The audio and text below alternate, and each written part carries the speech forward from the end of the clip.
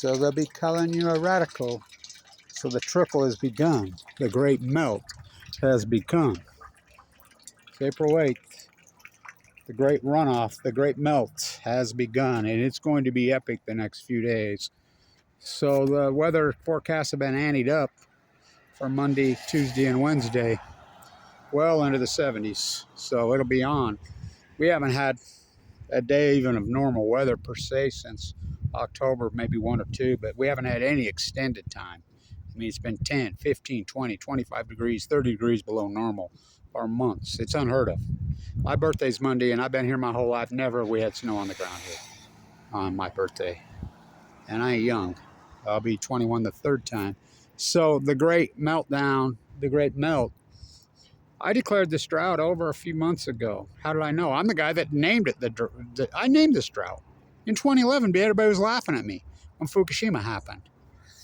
I said, it's going to cause a heat dome over the western United States. I named it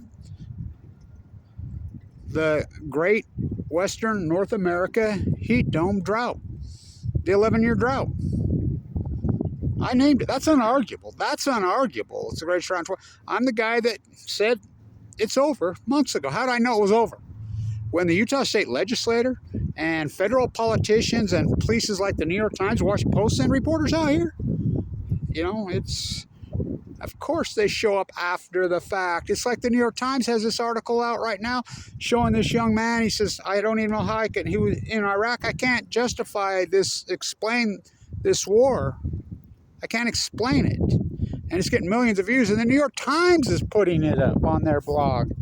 You know, getting 100. Well, the New York Times beat the war drums harder than anyone.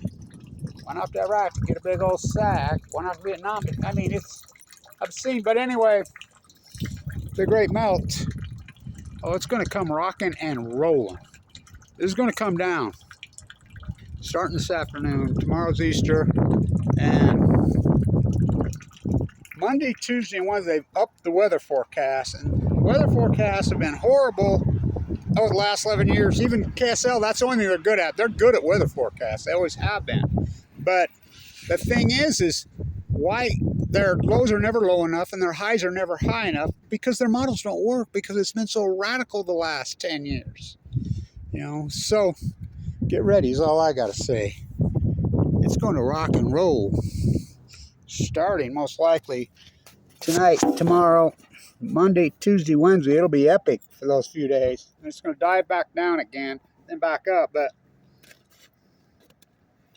70 degrees? Whoa. Sitting up for kids.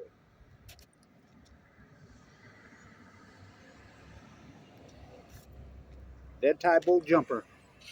Bob Beeman Blanch, world record holder. So, the great melt. So as you know, I call the great weather flip of 2023, 22, 23, the great weather flip. I mean, it's so intense, it's so radical. So, Germany turns off their nuclear energy reactors, the last 3 this week. Be a big day as the G7 in Japan promoting nuclear. I thought Germany was part of the G7. But so anyway, the great melt. Oh, it'll be on.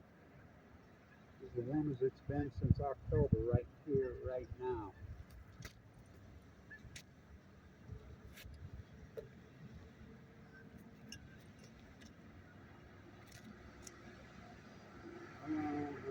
Let's see. Kevin Blanch sent Alfred a song to end all songs. So the great melt has begun. The great flip, the great weather flip. All coincidence, bro. Post Fukushima. Just from the greatest drought right here, right now, in 1,200 years, for 11 years, to the greatest snowpack in a New York City Indian Point minute. In a Fukushima minute. Unbelievable. So the great trickle has begun. It's going to turn into a, whoa.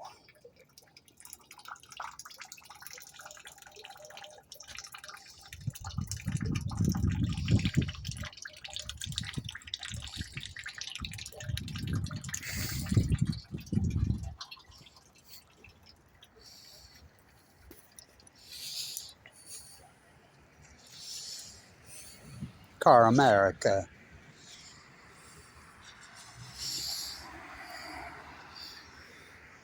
Rock and roll, baby, is what it's going to be. Stand tuned.